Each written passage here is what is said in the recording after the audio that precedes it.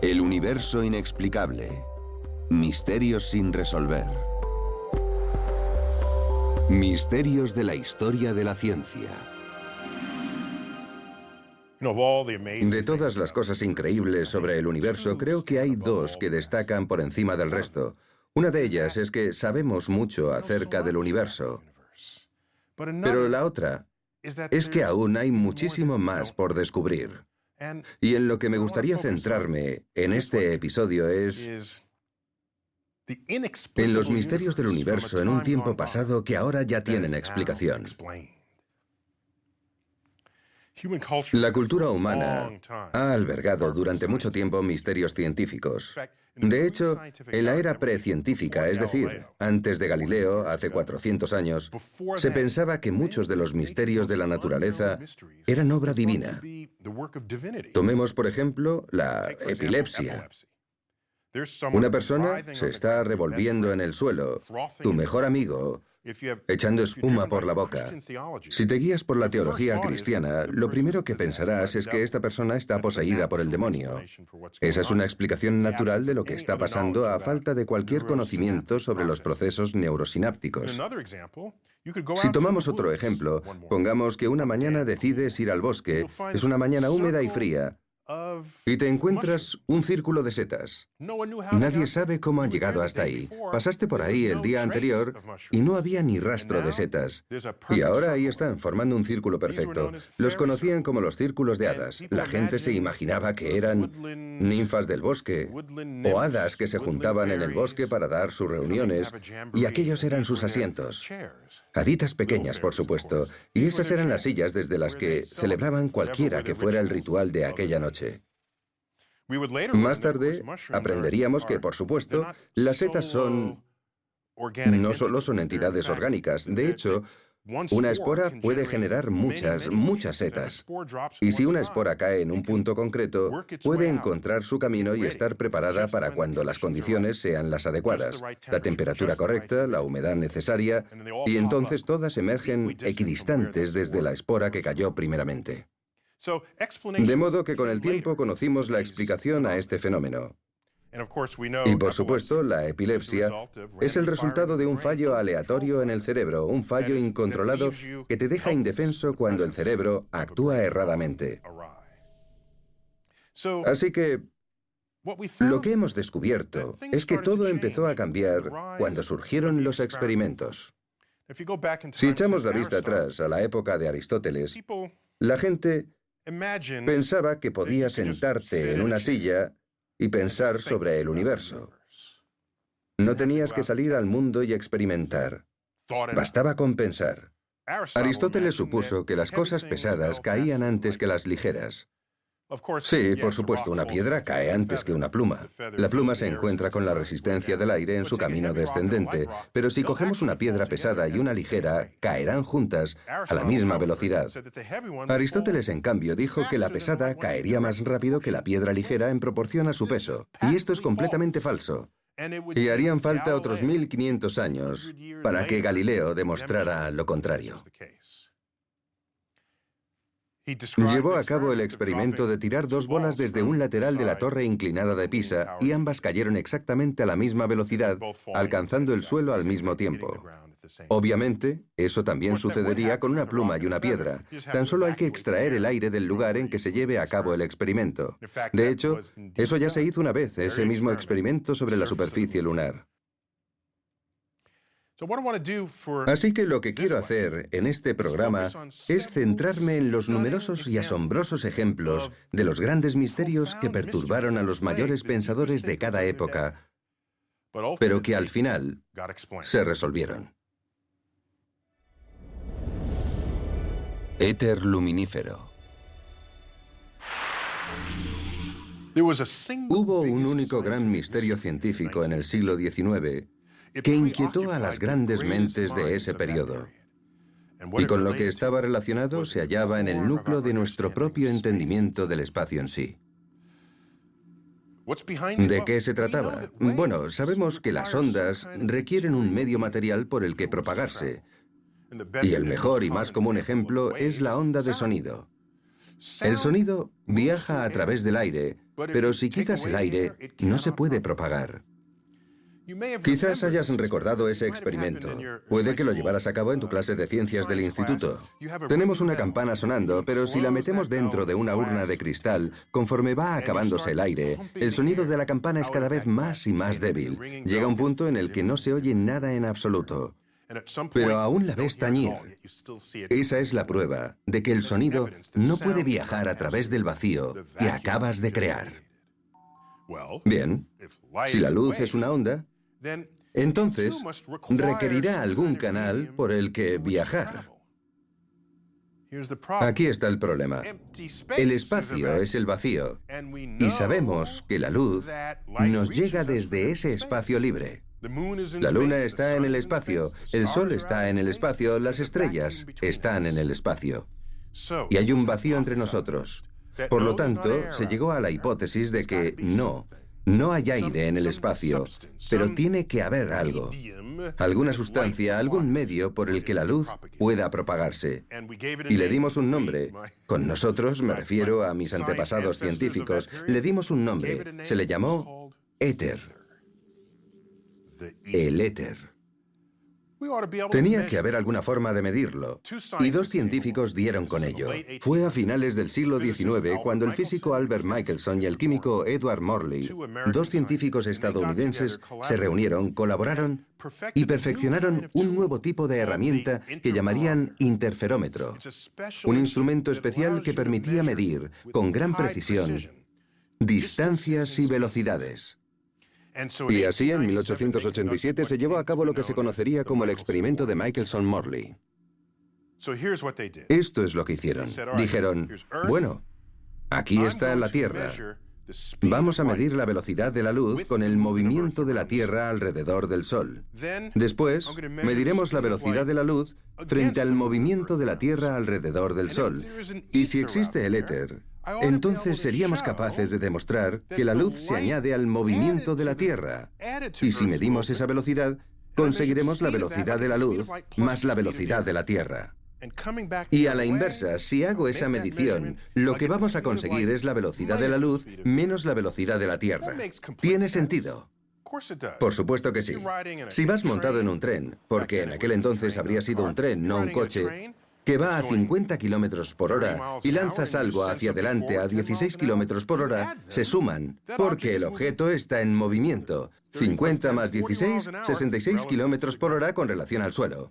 Ahora, al contrario, si lo lanzamos hacia la parte de atrás del tren, la velocidad será de 50 menos 16, 34 kilómetros por hora en relación con el suelo. Es así de simple. Eso es lo que intentaban demostrar con la velocidad de la luz. Tras la realización de este experimento, lo que encontraron fue que la velocidad de la luz era la misma sin importar dónde se realizara la medición. Y esto fue sorprendente.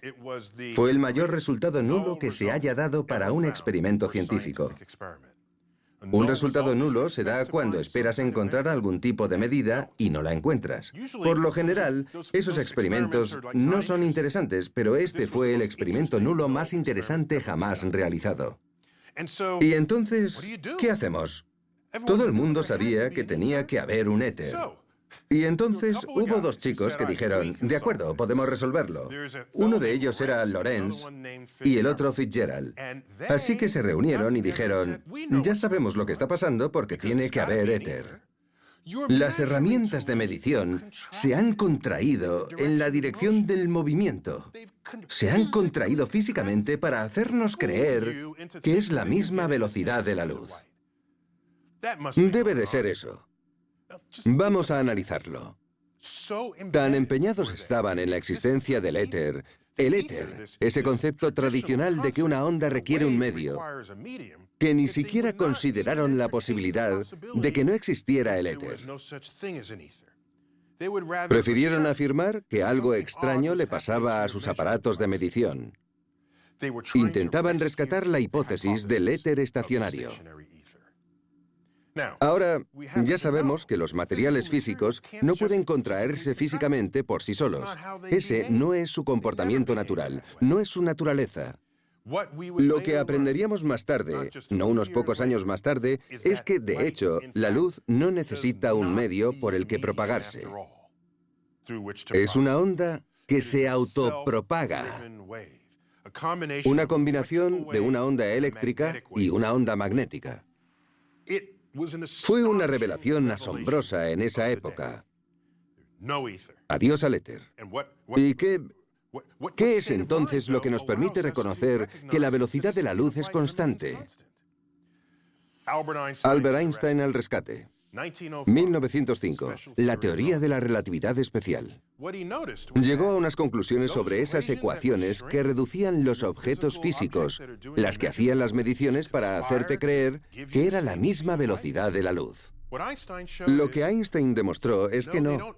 Lo cierto es que no los reducen. Lo que ocurre es que la velocidad de la luz es constante. Lo cierto es que es constante.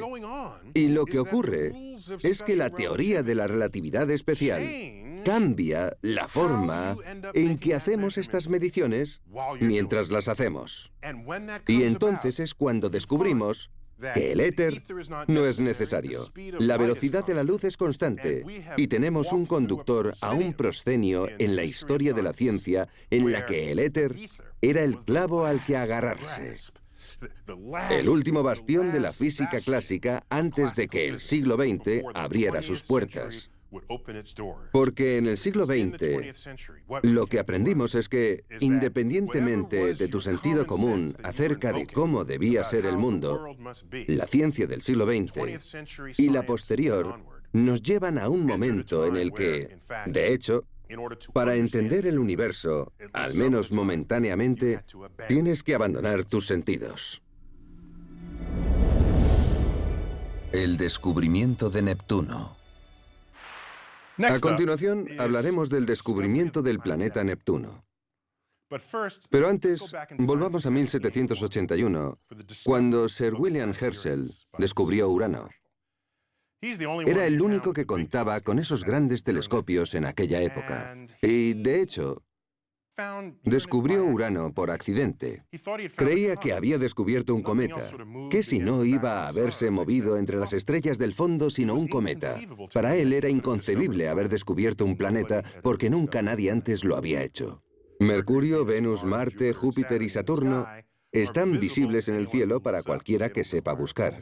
Ni siquiera se requiere un telescopio. Durante mucho tiempo se negó a creerlo y pensó que solo había divisado un cometa. Incluso dijo, vaya cometa más raro, ni siquiera va dejando una estela como todo cometa debería hacer. Lo cierto es que el hombre había descubierto Urano. La pregunta es, por tanto, ¿se aplica la ley de la gravedad de Newton a tanta distancia en el sistema solar? La ley de la gravedad de Newton se había probado entre la Tierra y la Luna, y los planetas interiores y el Sol. Y funcionaba. Era buena, era poderosa, era predictiva. De modo que aquí estamos ahora, en los confines exteriores del sistema solar. Habrá que probarla. Esta es la era de probar nuestras ideas. Esperamos 70 años. Y durante más de esos 70 años vamos a recibir datos sobre el lugar en el que está orbitando Urano. ¿De acuerdo? ¿Cuánto tiempo tarda Urano en completar una órbita? 84 años. De modo que 70 años es la mayor parte de 84. Vamos por buen camino. Hay mucha información para comparar. Si decimos dónde debería estar Urano según la ley de Newton, ¿dónde calculo que debería encontrarse en el sistema solar? ¿Hay alguna diferencia o no? Si hemos acertado, vamos bien. La teoría de Newton también es válida aquí. Perfecto. Pero descubrieron que no coincidían. ¿Desechamos entonces la ley de Newton? Porque era muy válida. A nosotros nos ha valido. Nadie quería dejarla, pero entonces, ¿cuáles eran las opciones? Quizás haya otra fuente de gravedad que no hayas conciliado en tus esfuerzos. Entre todas las otras fuentes de gravedad que has considerado, se te ha pasado una. Y si la has incluido, quizás eso explique por qué parece que Urano se comporta de forma extraña. Y así fue como comenzó la cacería. El matemático y astrónomo británico John Couch Adams era especialista en mecánica celeste. Estas son la física y las matemáticas encargadas del movimiento de los cuerpos en el sistema solar. Y un matemático francés, Urbain Jean-Joseph Le Verrier, hizo exactamente lo mismo. Y es un asunto complicado porque normalmente tendríamos en cuenta las leyes de Newton diciendo aquí hay un cuerpo, aquí hay otro, vamos a calcular la fuerza entre ellos. Esto es diferente. Aquí tenemos la fuerza entre ellos, pero hay un cuerpo y no sabemos dónde está o cuál es la masa del mismo. Así que es un problema de inversión con las leyes de Newton. Hay que calcularlo todo al contrario de lo que estamos acostumbrados, y eso requiere páginas y páginas de datos y cálculos para que salga bien. Así que cada uno de estos brillantes matemáticos predijo dónde y cuándo se debía buscar el objeto perturbador que había ahí fuera. Casualmente, Leverrier era amigo de Johann Gottfried Gall del Observatorio de Berlín. Era astrónomo allí. Leverrier le ayudó, le dijo, aquí es donde debes buscar, y en este momento es cuando debes buscar. Johann Gall miró dónde y cuándo Leverrier debía buscarlo. Y con tan solo un grado de la posición prevista, encontró un nuevo planeta. El planeta que se conocería como Neptuno.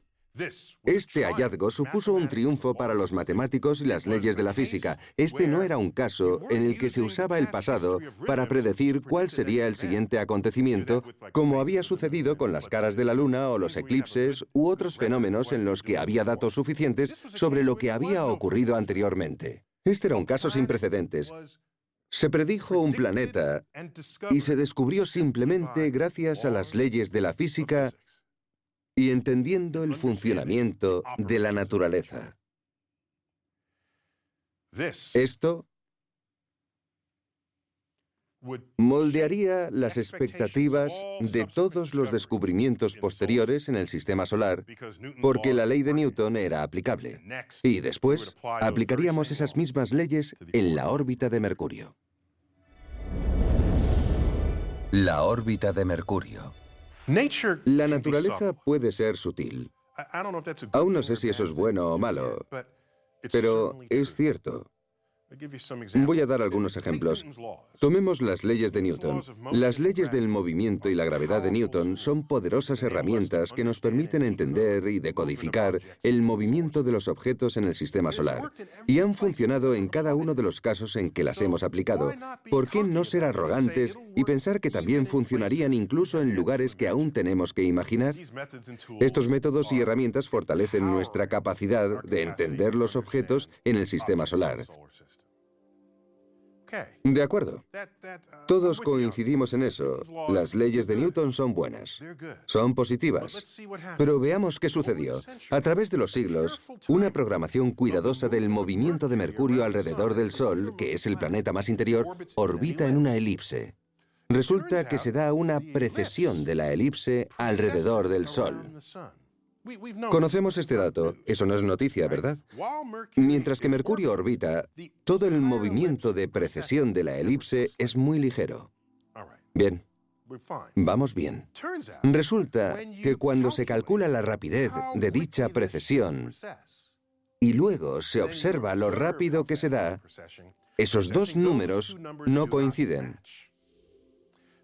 Difieren el uno del otro, para los expertos en ángulos, exactamente en 43 arcos segundos por siglo.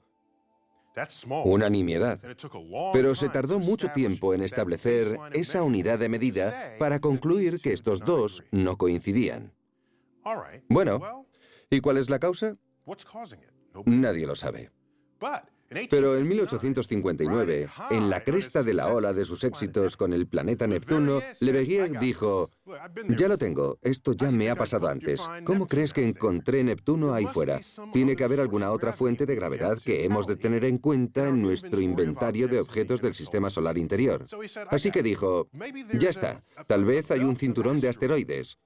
Un segundo cinturón de asteroides en el sistema solar entre Mercurio y el Sol. Y la gravedad colectiva es lo que está dando una fuerza extra a Mercurio.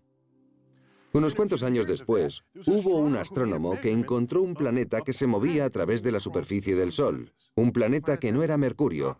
Leverrier dijo, vale, ya no necesito el cinturón de asteroides, debe de ser ese objeto. De hecho, voy a nombrarlo.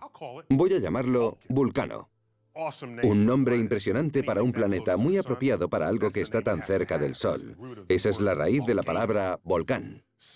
Así que se convirtió en el chivo expiatorio de esta fuerza extra en Mercurio para crear esa diferencia en la precesión.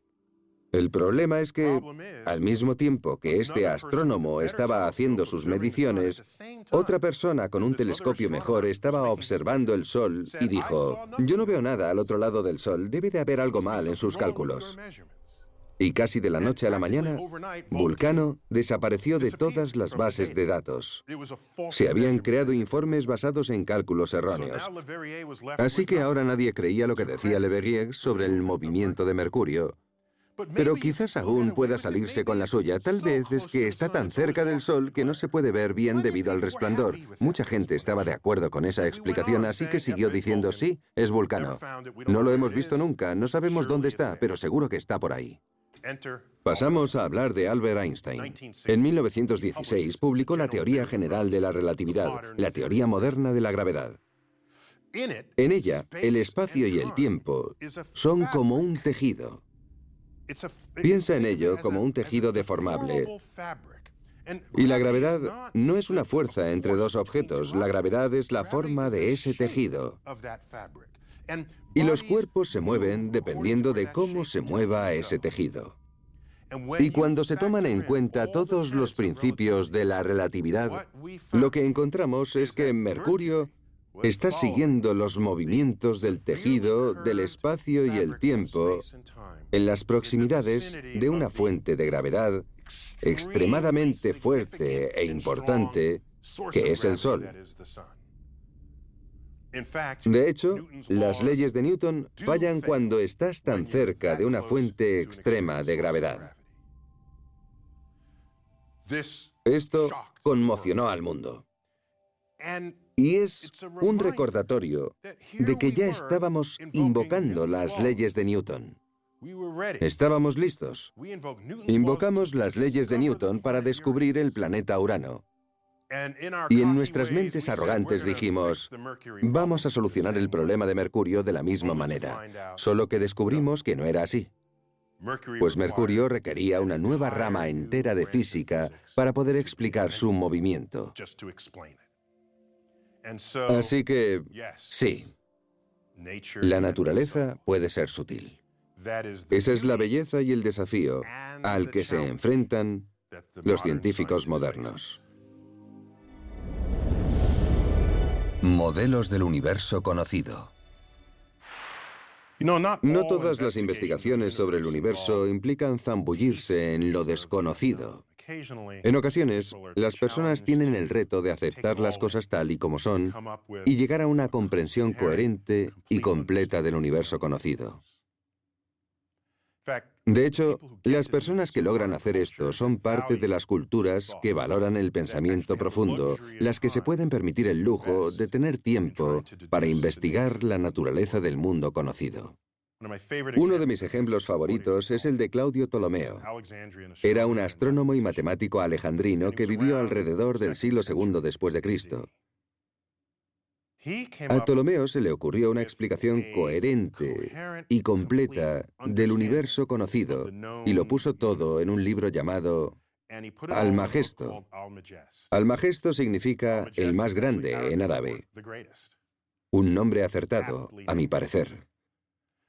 Sin embargo, sus ideas eran erróneas. Él decía que la Tierra era el centro del universo conocido.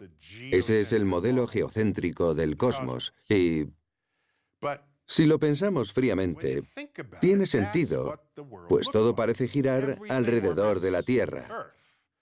¿Acaso sientes que la Tierra se mueve bajo tus pies? No. Así que su teoría le pareció de lo más coherente a todo el mundo. Pero en el fondo creo que aún sentía que le faltaba algo a esa teoría. Porque estudió los movimientos de los planetas en el cielo nocturno, cómo se ralentizan, se detienen y luego vuelven hacia atrás. Llámale retrógrado, pero era un movimiento muy difícil de explicar. En el margen de su obra más importante, escribió mi cita favorita de todos los tiempos. Dijo: «Cuando mi mente sigue los movimientos oscilantes de los cuerpos celestes, mis pies ya no pisan la tierra, sino que me encuentro al lado del mismo Zeus y tomo mi ración de ambrosía». Ese era Claudio Ptolomeo, hablando de lo que él pensaba que era el universo, pero era humilde en su ignorancia porque, en el fondo, en esa cita, creo que está reconociendo que no acababa de comprender en lo que consistía el universo. ¿Por qué si no iba a hablar de comer ambrosía al lado de Zeus? En fin, pasaron 1400 años en los que la gente simplemente aceptó el modelo geocéntrico del universo. Estamos hablando de una época en la que no entendían mucho de eso de experimentar con las ideas. Así que pasaron 1400 años hasta que Nicolás Copérnico, en 1543, propuso en su lecho de muerte el modelo heliocéntrico del universo. No estaba conforme con los huecos que encontraba en las teorías de Ptolomeo. ¿De qué otra manera explicas que los planetas se muevan hacia adelante y hacia detrás una y otra vez? Ptolomeo propuso un sistema de órbitas múltiples sobre otras órbitas llamado epiciclo. Las cosas orbitaban en el espacio alrededor de nada en concreto. De hecho, el movimiento orbital del mundo aún no estaba definido del todo. Lo único que sabía era que los planetas se movían en órbitas. Entonces Copérnico dijo que había una manera más sencilla de explicarlo. Pensó, ¿por qué no ponemos el Sol en medio del universo conocido? Si hacemos eso, la Tierra se convierte en uno de los planetas. Pero eso era herejía, así que Copérnico esperó a estar en su lecho de muerte para publicarlo, sabiendo lo que le pasaría de haberlo dicho antes en esa época en Europa. En el siglo XVI no trataban demasiado bien a los herejes, pero a él no podrían matarle porque ya estaría muerto. Así que en su lecho de muerte publicó el modelo heliocéntrico del universo. Era fundamentalmente correcto, a excepción de que él describió las órbitas como círculos perfectos. Tuvieron que pasar años hasta descartar esa teoría. Pero lo importante es que el mundo aceptó una teoría que, aunque era errónea, tenía sentido. Equivocada, pero tenía sentido. Eso significa algo, y es que no todo lo que tiene sentido en la vida es lo correcto. Y si ese es el caso, ¿quién eres tú? ¿Y qué pasa con el Zeus de Ptolomeo? ¿Por qué se le muestra reverencia? Si Ptolomeo hubiera comprendido todo, ¿habría mencionado a Zeus en su cita? Y si aceptamos que Dios es la respuesta a todo lo que no entendemos, porque la mano de Dios es más grande de lo que la mente humana podrá jamás comprender, entonces, ¿qué es Dios? Implicaciones teológicas. A lo largo de la historia, la tendencia ha sido siempre la de atribuir a Dios todo aquello que ignoramos del universo, atribuirle todos los fenómenos desconocidos. Si tú prefieres aceptar la ignorancia, entonces estás haciendo lo mismo que hizo Isaac Newton en su obra más famosa, Principia, Principia Mathematica. La traducción del latín es Los principios matemáticos de la filosofía natural. Ese es el título completo de ese libro, publicado en 1687, en el que descubrió las leyes del movimiento y la ley universal de la gravedad. En él representa el fruto de su esfuerzo y sus cálculos para resolver los problemas con los que se encontraba. Bien, en esta gran obra, trató de comprender el sistema solar como un conjunto de objetos y aplicó la ley universal de gravedad teniendo en cuenta dos cuerpos al mismo tiempo, la Tierra y el Sol, la Tierra y la Luna, la Tierra y Marte. Cuando hacía esto, los cálculos le salían bien. Pero, por supuesto, el sistema solar es la suma de todas las fuerzas gravitatorias que se crean en todos los planetas. Cuando intentó aplicar los mismos cálculos que aplicaba a dos cuerpos aislados, fracasó. ¿Qué demostraban esos cálculos? Que todas esas fuerzas aplicadas sobre los planetas por el resto de planetas convertirían el sistema solar en algo inestable y los planetas saldrían disparados al espacio interestelar.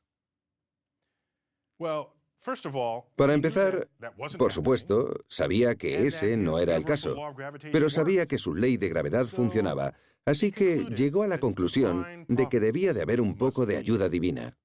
La mano de Dios siempre aparece a lo largo de la historia para corregir los cálculos humanos.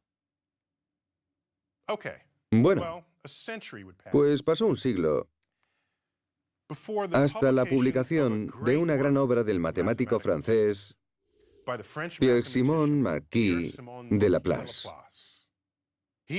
Escribió un tomo de 5 volúmenes llamado Céleste Mécanique, la mecánica celeste. Fue justo en el cambio del siglo XVIII al XIX. Era contemporáneo de Napoleón, pero ya volveré a eso luego. De modo que, en esta obra, desarrolló una nueva rama de las matemáticas mediante la cual tomaba una gran fuente de gravedad y otras cuantas pequeñas fuentes de gravedad. La llamó la teoría de la perturbación. Era la cantidad de matemática necesaria para dar respuesta a cómo actuaba el sistema solar. Al escribir esto, demostró que el sistema solar es estable, contrariamente a lo que Isaac Newton trató de demostrar un siglo antes. Napoleón se interesó por esta obra y la leyó de cabo a rabo. El mismo Napoleón, que no era únicamente un general tirano. El tipo leía todo lo que podía de física e ingeniería, dos ramas que le ayudarían a ganar muchas guerras. Llamó a Laplace y le dijo: «Señor, no ha nombrado a ningún diseñador para este sistema». Con eso se refería a la asignación de la mano de Dios por parte de Isaac Newton.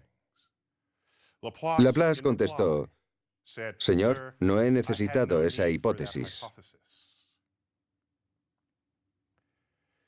Así que, ¿cuál es la lección? La lección es que estamos rodeados de ignorancia de una forma u otra. Si quieres cubrir esa ignorancia apelando a la mano de Dios y decides no sentir curiosidad para investigar, jamás llegarás a una solución. Isaac Newton dijo que era obra de Dios y así acabó con sus problemas. Laplace, más allá de sus creencias religiosas, vio un problema y decidió hallar una solución. A medida que avanzamos, podemos echar la vista atrás a los problemas que tuvieron lugar en el pasado y que se resolvieron. Miro los problemas que nos rodean actualmente, en la frontera de los avances científicos, y creo que resolveremos la mayoría de ellos. Algunos puede que no podamos resolverlos debido a nuestras limitaciones como especie. Y por supuesto, surgirán nuevos problemas, pues estos surgen a medida que vamos descubriendo más y más sobre el universo y nos hacemos preguntas. Y eso es, a mi parecer, lo más emocionante de todo el movimiento en la frontera de la ciencia.